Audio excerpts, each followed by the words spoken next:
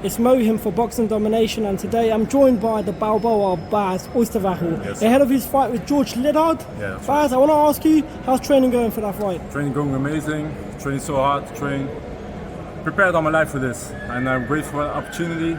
Get a call late, but we take it. Life's all about opportunities. So talking about you, it's my first time speaking to you. Yeah. Do you want to tell us a bit about your background, how you started boxing? I started boxing when I was 14. A friend of my father who was like a pro boxer, he opened up a gym and he invited me to come and train. And I come and train, and the first time I already knew I fell in love with sport. And I only wanted to be like a professional boxer. So you've been a pro, you said, for 1.5 years. Yeah. So your previous amateur experience, how many fights did you have? I have 25 amateur fights, I have like 20 wins, and then I turned pro. And with boxing, did you know professional boxing was something you've wanted to do from the I moment? wanted to do like the first steps in the boxing gym. I already knew I wanted to be a professional boxer. Because from what I know, is Holland is normally known for kickboxing more. Yeah, You have right. Rico Verhoeven, you have Nicky Holskin. When you was growing up, did you watch boxing as well, or like was there anyone from boxing that you looked up to? My dad was like a massive fan of Mike Tyson, and we watched the tapes. And my dad was also like a fighting fan, so he teach me like a little bit of fighting too. And then, like I said, my father's friend was like pro boxer, and he invited me to the gym. So of course, George is your opponent. Yeah. He is someone who's got 100% KO ratio so far as a professional. How much do you know of George? And when the call came about, what was your initial reaction?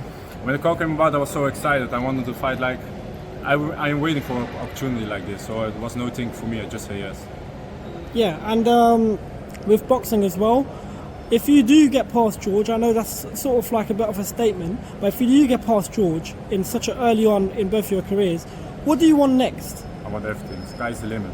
I want the highest possible. And in terms of your family life as well, do you want to tell me, when you sort of mentioned you were starting boxing initially, what was like your parents' reaction, and a bit about your family life as well? Yeah, like my father, he loves fighting. He was doing karate, he wanted to fight all his life. So when I told him, he was like very excited. Other than my mom, my mother didn't like that as much, but it took her time, but now she full supports me, and I love that. I need like support from my parents, so give me like a lot of motivation to do it for them too. And your trainer as well, so I'm guessing you trained with him from the amateur days, or was it just a professional? No, I started with like the friend of my father, then he quit. I moved to another boxing gym in my hometown. Yeah. And I spent 5 years there. It was like great time. And then we were going for a training camp in Marbella, and I met my new trainer, and it worked. And then I decided to move to him, and the trainer since.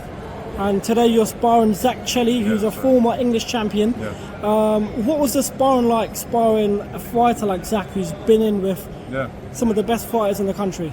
Yeah, it's nice. I really appreciated the sparring with Zach. I liked it. I like the rounds. I think he's a top fighter, and I want to be like the level he is. So I need to fight spar guys like him. We'll be expecting it against George Liddard on the night. What are we expecting? Going all in, man. Going all in. I come here to destroy. I come all in.